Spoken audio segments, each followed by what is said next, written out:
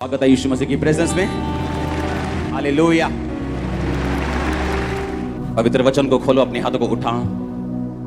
अगर बाइबल नहीं है तो अगली बार आप लेके आएंगे। बोलो, जितना वचन आज मैं सुनने जा रहा हूं, मैं फल को लेके आऊंगा, फलों को लाऊंगा। जो सुनूंगा उसे मानूंगा, क्योंकि ये मेरे शुद्ध रहने का आधार, मेरे चंगे रहने का आधार है। अंगीकार करो ऊंची आवाज में। तेरे जैसे अभिषेक कर दे मुझे तेरी नूर से, कि मैं बन सकूं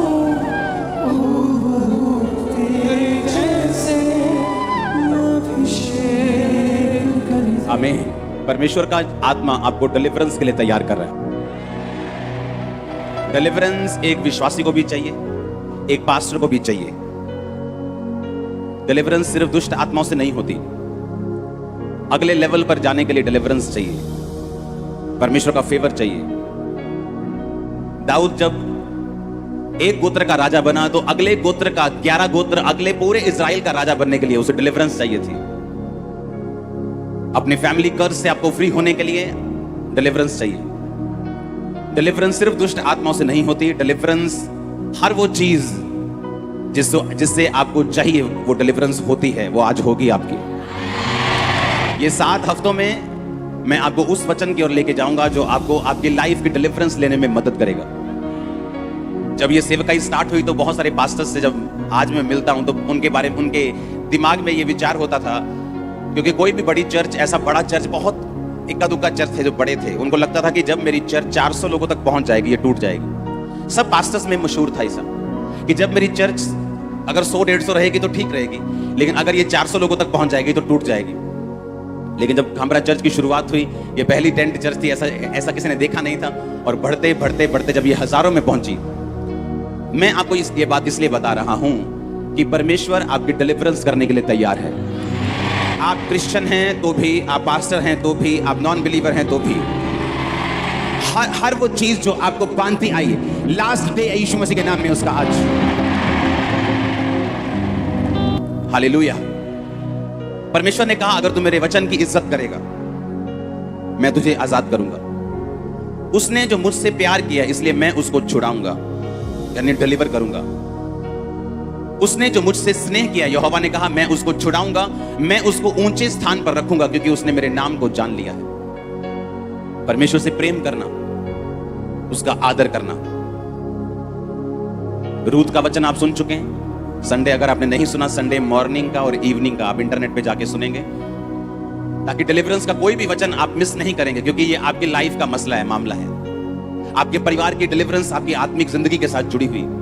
परमेश्वर ने यहोशू से कहा, यहोशू तू मेरे साथ चलना, व्यवस्था की पुस्तक से एक भी बात इधर उधर नहीं करना, क्योंकि जो ये लोग कनान में जाएंगे वो तेरी ही विश्वास योग्यता जो तू मेरे साथ रखेगा उसके अनुसार जाएंगे। यानी इनकी सफलता भी तेरी लीडिंग पर निर्भर करती है, और तेरी अगुवाई मेरे साथ वफादारी के ऊपर निर्भर करती है। आपके परिवार के डिलीवरेंस भी आप पे निर्भर करती है कई बार, यहां तक कि आपके नगर की, आपके शहर की डिलीवरेंस भी आपके साथ जो परमेश्वर का संबंध है उस चीज पे निर्भर करती है।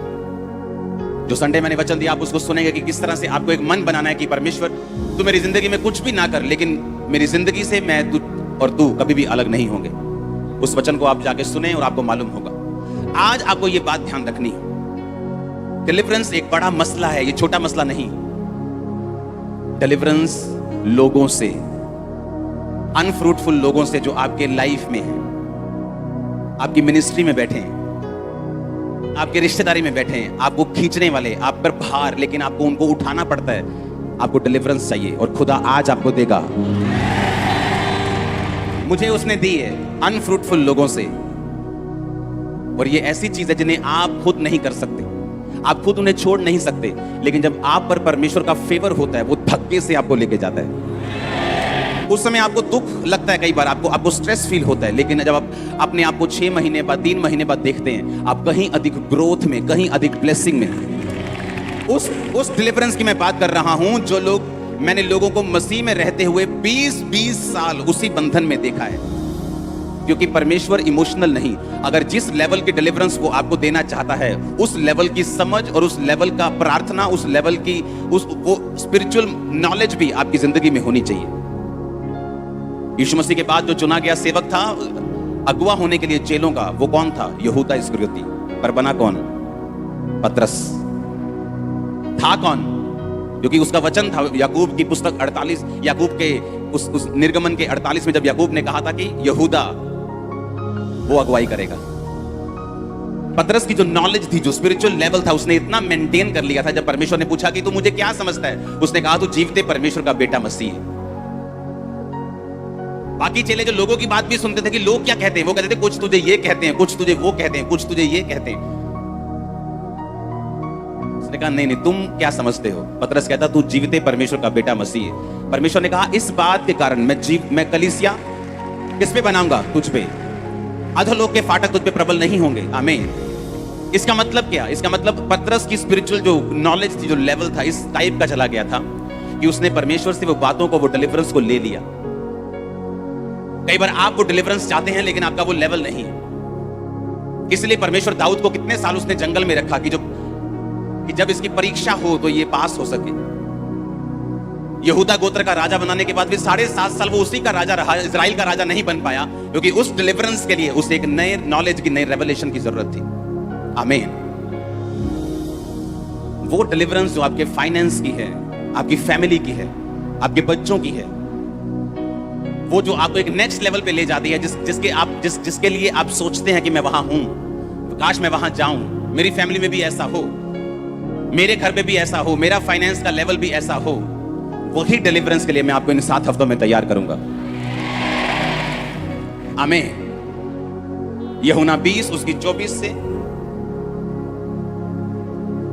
28 आयत तक मैं पढ़ूंगा। परंतु 12 में से एक अर्थात थोमा, जो दिदुमुस कहलाता है, जब यीशु आया तो उनके साथ ना था।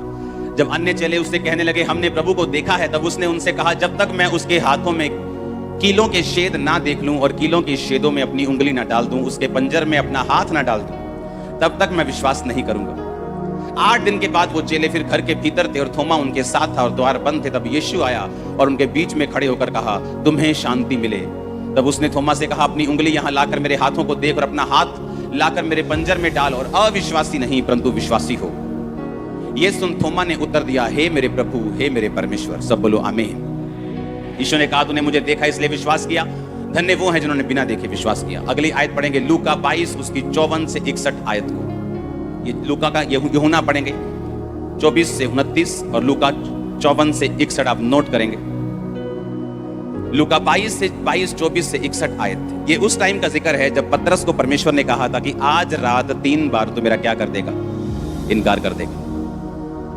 और बड़ी हैरानी की बात है, पतरस ने जब पहली बार इनकार किया, दूसरी बार इनकार किया और जब तीसरी बार इनकार किया, 59 आयत अपनी स्क्रीन पे अगर है आपके पास तो सही निकालना। हाँ, फिर थोड़ी देर के बाद किसी ने पतरस को देखकर कहा तू भी उन्हीं चेलों में से है। पतरस ने कहा हे मनुष्य मैं नहीं हूं। कोई घंटे भर बाद एक और मनुष्य दृढ़ता से कहने लगा निश्चय ये उनके साथ था क्योंकि ये गलीली है। पतरस ने कहा हे मनुष्य मैं नहीं जानता तू क्या कहता है। वह कह ही रहा था तुरंत मुर्गे ने बांग दी। तब प्रभु ने घूम के पतरस की ओर देखा और पतरस को प्रभु की वह बात याद आई जो उसने कही थी आज मुर्गे के बांग देने से पहले तू 3 बार मेरा इनकार करेगा। परमेश्वर यहां है मान लो, और घेरा हुआ लोगों ने, महायाजक के सामने शोर मच रहा है मार दो यीशु को, मार दो, इसने ऐसा किया, इसने ये परमेश्वर की तौहीन करता है, ये करता है, और सब हजारों लोग इस यीशु मसीह को पकड़े हुए हैं और शोर मच रहा है। और पतरस वो खड़ा है पीछे, कोई जना खड़ा हो जाए पीछे से, वहां पतरस खड़ा है। सुनो मेरी बात ध्यान से, पतरस कहां खड़ा है? वो पीछे, और यीशु मसीह यहां है और यीशु मसीह पे आरोप लग रहे हैं कि तूने ये किया, तूने वो किया, तूने ऐसा कर दिया, शोर मच रहा है। मतलब यहां भी अगर आप आपस में बात कर रहे हो तो इसको सुन नहीं सकता इस आदमी को। लेकिन बाइबल कहती जब पतरस ने तीसरी बार इनकार किया और यीशु मसीह को यहां बांधा हुआ है इस तरह से, और ऐसे लोग खड़े हैं, लोगों हजारों लाखों लोग यीशु मसीह पे तोहमत लगा रहे हैं, यीशु मसीह चुप है और शोर मचा हुआ है। अगर वर्शिप चल रही है और आप में से कोई बात कर रहा हो तो सुनता है क्या? और जैसे ही पतरस ने तीसरी बार इनकार किया, बाइबल कहती है यीशु मसीह ने घूम कर उसे देखा। यीशु मसीह ने ऐसे घूमा इतने लोग खड़े, इतने हजारों लोग परमेश्वर को के पास खड़े हैं, कोई थप्पड़ मार रहा है, कोई टॉर्चर कर रहा है, और यीशु मसीह घूम कर ऐसे पतरस की ओर देखते हैं, और पतरस को मालूम हो जाता है कि अब मैं तीसरी बार इनकार कर चुका हूं, और पतरस रोने लगता है, बाइबल कहती, और उसे परमेश्वर की बात याद आती है कि आज मुर्गे के बांग देने के पहले तू 3 बार मुझसे मुकर चुका होगा। अब जो पतरस कर रहा था बाहर, वो यीशु मसीह को मालूम था। थोमा कहता कि चेले कहते ओए तू किथे सीगा, मैं बाहर गया, कहते यीशु मसीह आए से साडे विच, कहता मैं नहीं मानता, नहीं वो जी उठे, कहता मैं नहीं मानता, कहता अगर मुझे यकीन दिलवाना है तो पहले मैं जो नेजा जहां मारा था वहां उंगली डालूंगा, हाथ पर जो छेद है वहां उंगली डालूंगा, फिर बिलीव करूंगा कि वो जी उठा है। क्या वहां पे यीशु मसीह थे जब थोमा ये बात कर रहा था? क्या वहां परमेश्वर मौजूद थे फिजिकली? क्योंकि जब वो चेलों को दिखाई दिए वो वहां से चले गए, और जब वो चले गए तो थोमा वापस आया, और थोमा क्या कहता है कि मुझे नहीं यकीन, अगर मुझे यकीन दिलवाना है तो परमेश्वर मेरे सामने आए और मैं उसके हाथ और पांव में उंगली डाल के देखूंगा। और बाइबल कहती थोड़े दिन बाद यीशु मसीह प्रकट हुए थोमा के पास, और थोमा को बोला ये ले डाल ले उंगली, और ये ले डाल, सुनो मेरी बात। और परमेश्वर ने कहा अविश्वासी नहीं पर विश्वासी हो। अब सुनो मेरी बात, मैंने अपनी लाइफ में ये नोटिस किया है, अगर आपको डिलीवरेंस चाहिए, अभी ध्यान से सुनना, आपके कॉन्शियस में, आपके दिमाग में, आपके दिल में ये बात हमेशा होनी चाहिए कि परमेश्वर मुझे देख रहा है।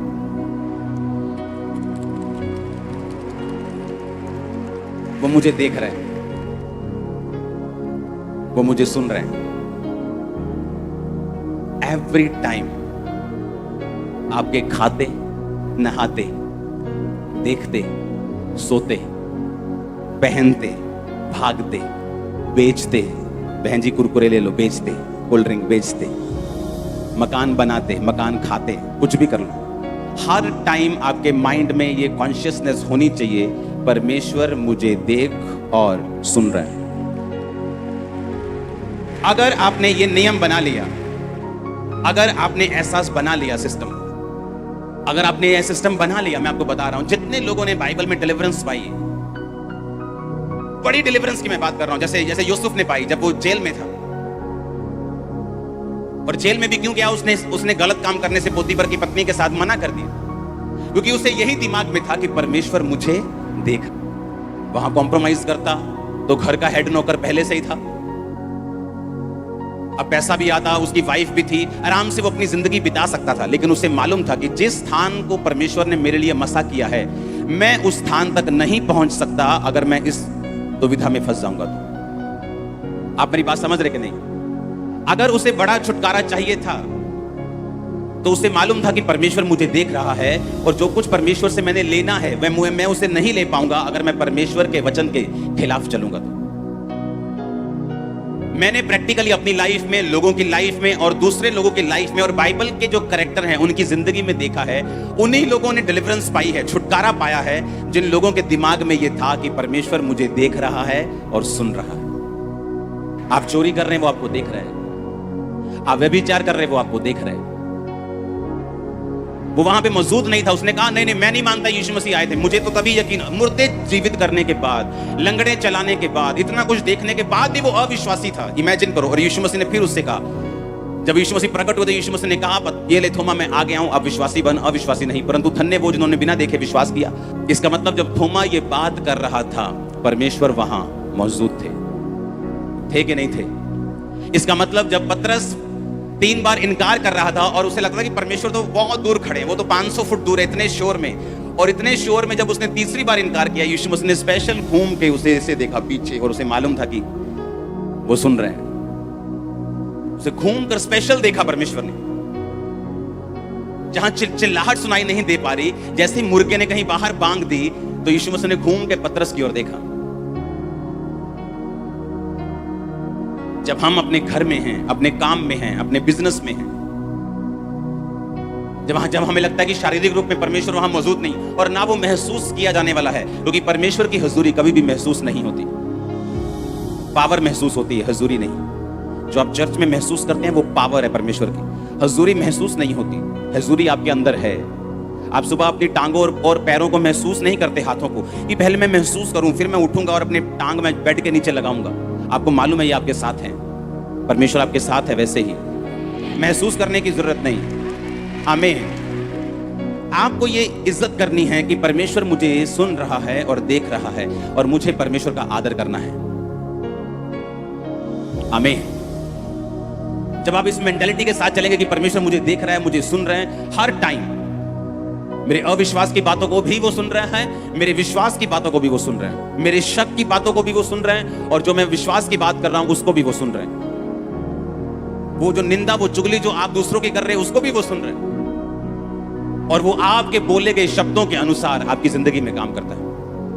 ऐसे लोग जो अपने पास्टर्स की चुगलियां करते थे, जब पास्टर उन पे ले हैंड करता था तो उस ले हैंड का असर उनकी जिंदगी में नहीं होता था, क्योंकि वो परमेश्वर जिसने पास्टर के बीच से ले हैंड करना है वो आपको सुन भी रहा है और देख भी रहा है।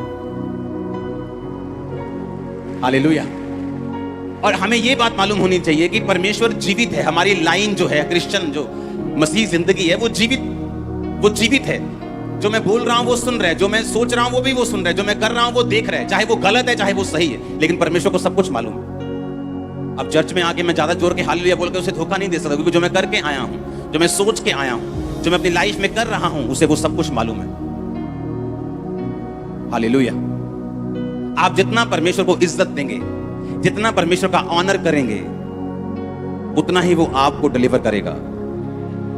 लोग बोलते हैं कि अगर मैं क्रिश्चियन हूं, हाँ, और अगर मेरी बाइबल को किसी ने फाड़ दिया, जला दिया, किसी अन्य जाति ने, आपको मालूम आजकल जो चल रहा है सभी धर्मों के साथ, मैं आपसे एक क्वेश्चन करना चाहता हूं, क्या ये बेअदबी है, या एक वचन जो क्रिश्चियन होके वचन को जान के भी उस वचन को फॉलो नहीं करता, क्या ये बेअदबी? क्या बेअदबी है दोनों से? अगर मान लो मेरा विश्वास एक धर्म पे नहीं है, हाँ, उसको किसी ने कुछ कर दिया, वो बेअदबी नहीं, वो बेवकूफी है, वो मूर्खतापूर्ण किया गया काम है, वो बचपना है, वो नफरत है, बेअदबी नहीं है। क्रिश्चियन होके भी मैं वो चुगलियां कर रहा हूं, वो निंदा कर रहा हूं, वो व्यभिचार कर रहा हूं, अपनी गर्लफ्रेंड को साथ लेके घूम रहा हूं, ये बेअदबी, ये रियल बेअदबी। क्योंकि बेअदबी सिर्फ अपने धर्म का आदमी कर सकता है, दूसरे धर्म का आदमी किसी दूसरे धर्म की बेअदबी नहीं कर सकता। अगर वो करता है वो बेअदबी नहीं, वो मूर्खता पूर्वक किया गया काम, बेवकूफी, हाँ, वो बचपना है, वो उसके छोटे दिमाग की उपज है, जिससे वो जहां से वो निकला है वो दर्शाता है। वो बेअदबी है जब आप परमेश्वर के वचन को जानकर भी उसे फॉलो नहीं करते। पतरस वहां खड़ा है, यीशु मसीह यहां खड़े, और तीन बार उसने इनकार किया, और तीसरी बार जैसे इनकार किया, परमेश्वर घूम के उसे पीछे कितने फुट दूर देखते हैं, और पतरस हैरान हो जाता है कि यीशु मसीह तक मेरी आवाज तो पहुंच नहीं रही, यीशु मसीह मुझे देख कैसे रहे, पीछे की ओर मुड़ के कैसे, मुझे उन्हें मालूम हो गया कि मुर्गे ने बांग दे दी और मैंने 3 बार इनकार कर दिया। यीशु मसीह तो आए थे शारीरिक रूप में, हमें दिखाया उसने कि यीशु मसीह ने कहा कि देखो मैं जीवित हूं, ये देखो मेरे हाथों और पांव के छेद, ये देखो, उसमें शांति मिले, चेलों को बोल गए, चेले बड़े खुश थे। जब चेलों ने बताया थोमा तू यहां नहीं था, यीशु मसीह आए थे, मैं नहीं मानता। जब वो बोल रहा था तब भी यीशु मसीह वहीं पे थे। आप चल रहे हैं वो तब भी वहीं पे, आप गाड़ी में बैठे तब भी वो वहीं पे, आप जब फोन पर किसी से झूठ बोल रहे हैं वो तब भी वहीं पे। और बाइबल कहती है हर एक बात जो तुम्हारे मुंह से निकलेगी, अच्छी या बुरी, तो उनका लेखा मुझे देगा। एक बड़ी डिलीवरेंस को हासिल करने के लिए आपके दिमाग में हमेशा ये होना चाहिए कि परमेश्वर मुझे देख रहे हैं और मुझे सुन रहे हैं। और लगातार सुनो मेरी बात, ये 7 हफ्ते लगातार अपने वचन को नोट करना है और इसे बार बार सुनना है। आप बंधन में नहीं रह सकते अगर इस वर्ड को आप फॉलो करेंगे तो। ये पॉसिबल नहीं। वो आपके परिवार का हो, आपके फाइनेंस का हो, शरीर का हो, बीमारी का हो, वो माइंड का हो, डिप्रेशन का हो, वो इंसानों का हो, वो बॉस का हो, वो स्टाफ का हो, कोई भी हो, आपकी लाइफ से गिर जाएगा, झड़ जाएगा यीशु के नाम में। अपने पड़ोसी को बोलो, परमेश्वर तुझे देख रहे हैं और तुझे सुन रहे हैं। आमीन।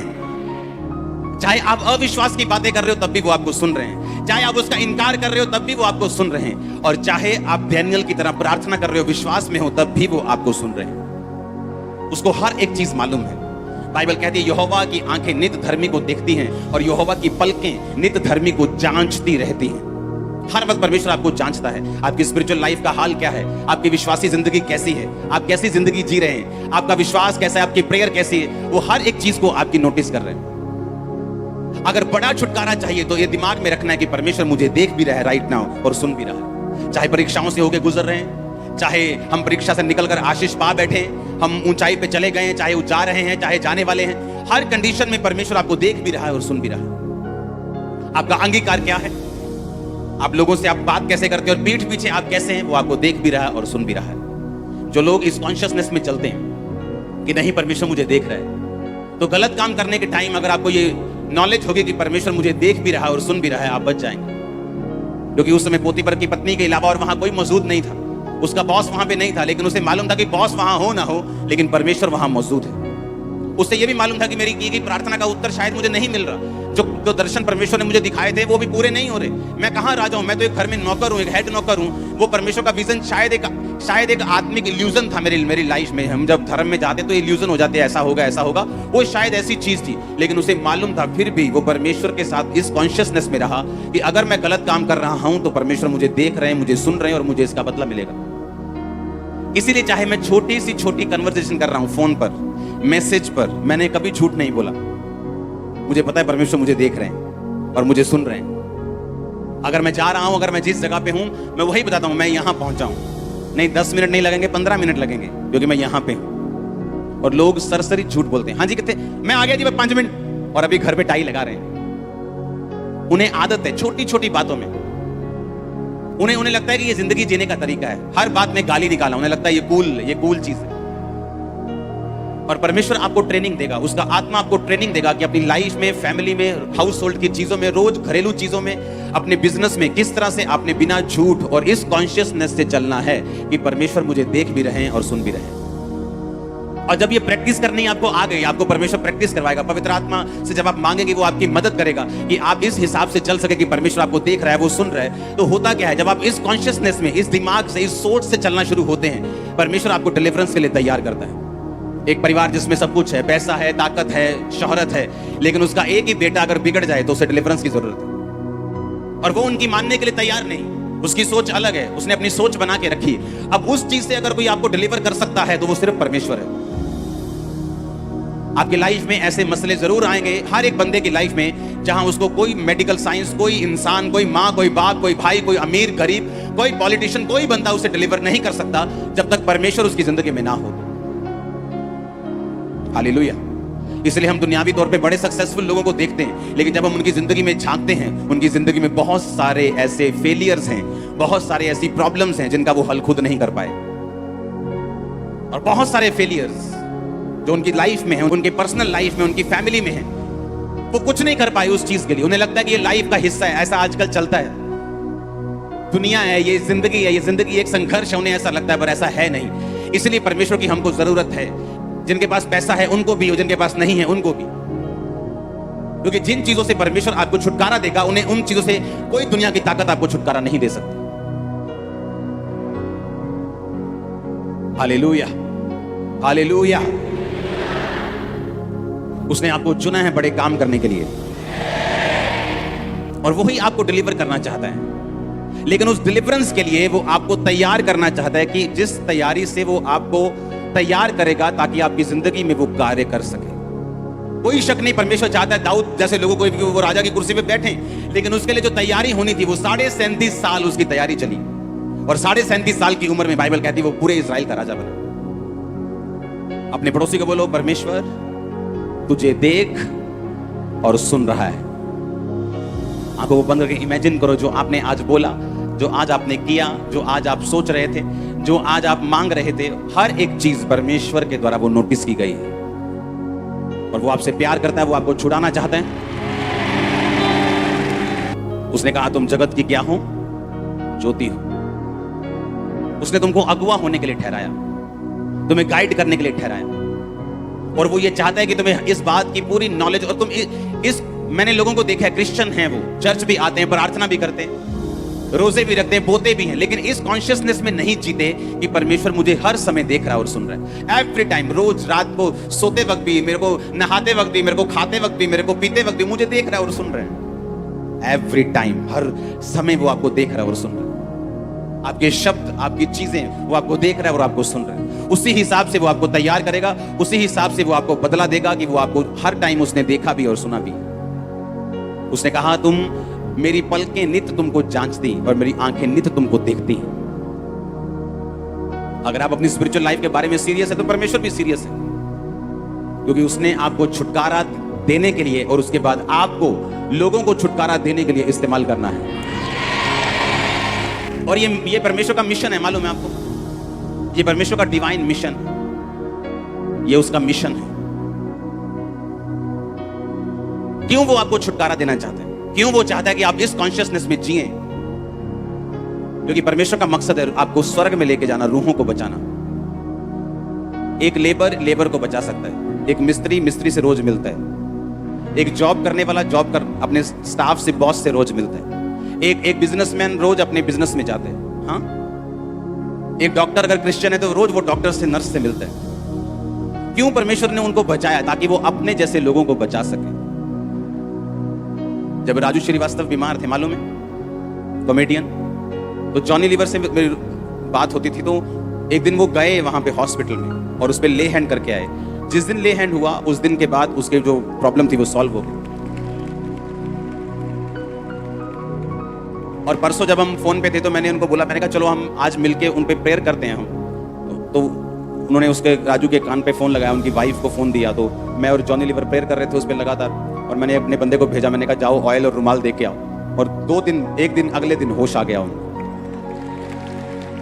अब जो बंदा एंटरटेनमेंट इंडस्ट्री में है वही उनको बचा सकता है। एक हीरो से बात कर सकता है।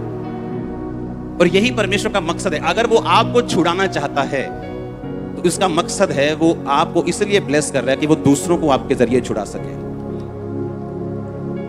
और जब आप ये सोच में चलते कि परमेश्वर मुझे देख रहा है और सुन रहा है और आप परमेश्वर के साथ चलना शुरू करते हैं, आप तो होते हैं ब्लेस, आपको तो छुटकारा मिलता है, लेकिन आप एक वेपन बन जाते हैं, एक जरिया बन जाते हैं परमेश्वर का दूसरे लोगों को छुड़ाने के लिए। आप समझ रहे कि नहीं? आपको ये बात बड़े ध्यान से समझनी है कि परमेश्वर जब थोमा से मिला तो उसने कहा, जो कुछ तूने कहा था मैंने वो सब सुना था। मैं शारीरिक रूप में मौजूद नहीं था उस समय तेरे पास, तो इसका मतलब ये नहीं कि मैं सुन नहीं रहा था। हम चर्च में हैं तो परमेश्वर सुन रहे हैं, लेकिन जब हम अपनी रसोई में हैं वो तब भी आपको सुन रहे हैं। हम बर्तन मांजते तभी वो सुन रहे हैं। आप जब परमेश्वर में आगे बढ़ेंगे ना, आप बर्तन मांजते मांजते भी प्रेयर कर सकती है। पता है आपको क्या? पोछा मारते मारते भी प्रेयर कर सकती है, काम पे प्रेयर कर सकती है। इसका मतलब ये नहीं हम अलग टाइम परमेश्वर को ना दें, हम अलग टाइम भी देंगे परमेश्वर को। लेकिन जब आपको ये बात की समझ आ जाती है कि परमेश्वर मेरे साथ है, वो मेरी सुन रहा है, मेरी नेगेटिव शब्दों को भी वो सुनता है, मेरे पॉजिटिव शब्दों को भी वो सुनता है, आप अलर्ट हो जाते हैं और परमेश्वर की प्रेजेंस आपके साथ चलना शुरू होती है। क्योंकि आपको हर टाइम लगता है कि परमेश्वर मेरे साथ है, वो मुझे सुन रहे हैं, तो धीरे धीरे फिर वही आदत पक जाती है और आपको जो लगता रहता है वो हो जाता है, वो हर टाइम आपके साथ चलता है। ऐसी लाइफ में आपकी घटनाएं होंगी, ऐसे परमेश्वर काम करेगा जो आपने सोचे भी नहीं। जब आप इस कॉन्शियसनेस से चलेंगे, वो ऐसे आपकी जिंदगी में काम करेगा, आपने सोचा तक नहीं होगा कि वो किस तरह से आपको किस तरह से डिलीवर कर रहा है, किस तरह से वो आपको अगले लेवल पे लेके जा रहा है, जो आपके साथ पॉसिबल नहीं था, जो आप नहीं कर सकते थे, आपके मित्र भी नहीं कर सकते थे आपके लिए, वो परमेश्वर ने किस तरह डिवाइन ईश्वरीय रीति के साथ आपकी जिंदगी में किया। इस सोच के साथ चलना कि परमेश्वर मुझे सुन रहा है, मुझे देख रहा है, हर टाइम एवरी टाइम जो कुछ परमेश्वर ने कहा है मैं उसे पूरा करूंगा। और असली बेअदबी क्या है? उसको जानकर भी उस काम को ना करना। दूसरी बातें बेवकूफी है। बाइबल को पटक देंगे तो वो तो वचन क्या है? वचन तो उसके मुंह से निकला है। बाइबल में तो मैंने छापा है, तुमने छापा है। तुम पंजाबी हो, तुमने पंजाबी में छाप दिया, बंगाली ने बंगाली में छाप दिया, इंग्लिश वाले ने इंग्लिश में छाप दिया, यहूदी ने इब्रानी में छाप दिया। लेकिन असली वचन क्या है? जो उसके मुंह से निकला है, उसे पूरा करना, इज्जत करना है। उसे गिराना, उसको बाइबल को जलाना बेवकूफी है, मूर्खता का काम है। लेकिन जो मुंह से निकला पूरा ना करना, ये असली बेअदबी है। आमीन। ये तो उसके मुंह से निकला है, इसे पूरा करना है, इसे फॉलो करना है। वो मेरे साथ है, वो मुझे देख भी रहा है और सुन भी रहा है। हर टाइम आप लो फील कर रहे हैं तब भी, आप हाई फील कर रहे हैं तब भी, आत्मा से भरा हुआ महसूस कर रहे हैं तब भी, अकेला महसूस कर रहे हैं तब भी, वो आपको देख भी रहा है और सुन भी रहा है। हर टाइम अगर आप इस दिमाग से चलेंगे तो कई बार आप बर्तन मांजते मांजते प्रेयर करेंगे कि परमेश्वर मैं चाहनी हूं, तभी पूरा हो जाएगा वो बात, मालूम आपको, तभी, राइट नाउ, तभी, क्योंकि आपको ये मालूम होगा कि परमेश्वर मेरे साथ और मेरी वो सुन रहे हैं। आप जस्ट ड्राइव कर रहे हैं इस कॉन्शियसनेस के साथ कि परमेश्वर मेरे साथ है और मुझे सुन रहा है और मुझे देख रहा है। फिर जो स्कूटरी पे लड़की गई है आप उसको फॉलो नहीं करेंगे, आपको मालूम है बाजू में यीशु मसीह बैठे हैं, हालेलुया, आप उसे फॉलो नहीं करेंगे। फिर फॉलो करने के बाद ओए की देखदा, नहीं मैं सूट देखदा ही, मैं लेके देना ना अपनी बहन, मैं सूट देखदा सी, हालेलुया। अगर आपको मालूम है यीशु मसीह आपके साथ बैठे हैं, वो आपको देख रहे हैं और सुन रहे हैं, आप बचे रहेंगे। और अगर आप बचे रहे तो परमेश्वर एक कैपेबल आदमी, एक सफल स्पिरिचुअल आदमी, उसको एक लेवल पे कभी नहीं रखते, उसकी बरकतें हमेशा बढ़ती हैं। आपकी कंपनी में बहुत सारी जॉब्स हैं, आपने एक जॉब के लिए आदमी आपको 10वीं वाला चाहिए, आपने भर्ती कर लिया, उसने 10वीं की, पर वो आदमी अपने आप को इंप्रूव करता गया, 12वीं बीए कर ली, आगे बढ़ गया, पीएचडी कर ली, अब आपको पीएचडी वाला भी चाहिए और आप उसी व्यक्ति को फिर ऊपर कर देंगे क्योंकि आपको बंदा चाहिए, 10वीं वाले और आ जाएंगे, हाँ या ना। आप उसे 10वीं वाली जॉब में नहीं रखेंगे क्योंकि उसने अपने आप को इंप्रूव किया है। आत्मा में भी जो अपने आप को लगातार बढ़ाते रहते हैं, परमेश्वर उनके लेवल को बढ़ाता रहता है। आप एक जगह नहीं रह पाएंगे, या आपका वही स्पिरिचुअल लेवल, आप वहीं खड़े हैं उसी बरकत में, ऐसा नहीं होगा। आपकी बरकतें बढ़ती जाएंगी, आपकी ब्लेसिंग्स बढ़ती जाएंगी। आपको जस्ट अपने आप को आत्मा में बढ़ाना है। यहां से जाएंगे तो क्या सोच के जाना है, परमेश्वर मुझे देख भी रहा है और सुन भी रहा है। झूठ बोलते वक्त, घर में काम करते वक्त, अपनी दरानी और जठानी से नफरत करते वक्त सोच लेना कि परमेश्वर आपको देख भी रहा है और सुन भी रहा है। और उसने कहा मैं तेरे देखे, तेरे सुनने, तेरे बोलने के अनुसार जो तू अपने मुंह से निकालेगा, चाहे वो बातें अच्छी हो चाहे बुरी, हर एक बात का तुझे लेखा दूंगा। तो आपको बनाने का काम परमेश्वर का नहीं है, आपको बनाने का काम सिर्फ आप ही का है। जो कुछ परमेश्वर ने कहा है उसे फॉलो करो, आप सेम नहीं रहेंगे। आप इस वचन के अनुसार चलेंगे कि परमेश्वर मुझे देख रहा है, वो मुझे सुन रहे हैं। हर टाइम आप इस कॉन्शियसनेस से, इस विवेक से, इस सोच से चलेंगे अपने पास कि परमेश्वर मुझे देख भी रहा है और सुन भी रहा है। हीलिंग आसान हो जाएगी, डिलीवरेंस आसान हो जाएगी। वो आपसे बात करेगा, आपकी अगुवाई करेगा, आपके काम में, आपकी पढ़ाई में, आपकी सेवकाई में, आपके बिजनेस में, वो आपसे बात करेगा रोज। वो आपको बुद्धि देगा, वो आपको बुद्धि देगा। मैं आपको बता रहा हूं, आमीन। बहुत कम लोग हैं जो स्पिरिचुअली बुद्धिमान होते हैं। उनको मालूम होता है कौन सा काम किस टाइम पे, किस तरीके से, किस रीति से कब करना है। बहुत कम लोग होते हैं। और जितने लोग ऐसे बुद्धिमान होते हैं, उनकी लाइफ की एक ये निशानी होती है कि वो अपनी लाइफ में इस समझ के साथ चलते हैं कि परमेश्वर मुझे देख रहा है और सुन रहा है हर टाइम। और जिनको ये विवेक नहीं होता कि हर टाइम परमेश्वर मुझे देख रहा है, सुन रहा है, वो अजीब अजीब सी बीच बीच में गलतियां भी करते हैं। और जब बुद्धि की बात आती है, उनमें वो बुद्धि नहीं होती जो परमेश्वर चाहता है। और जो वो चाहते हैं कि ऐसी बुद्धि मुझ में भी काम करे, फिर उनमें वो नहीं होती कि ऐसा पवित्र आत्मा का मसा, ऐसा कंट्रोल मुझे भी चाहिए, लेकिन वो कर नहीं पाते क्योंकि उससे पहले की तैयारी है जो आपको करनी है। आज खुदावन आपको अभिषेक करे, आपके लोगों को, आपके चर्चेस को, आपके घरानों को अभिषेक करे। आपकी जिंदगियां आज से सेम ना रहे यीशु मसीह के नाम में। हर वो चीज जो मुर्दा है वो जी उठे यीशु के नाम में। हर एक पाप जो आपको पीछे खींचता है निकल जाए यीशु मसीह के नाम में। आपकी लाइफ आज ब्लेस्ड हो। आपका आमीन जितना ऊंचा और लंबा, आपकी ब्लेसिंग उतनी ऊंची और लंबी। Hallelujah, hallelujah.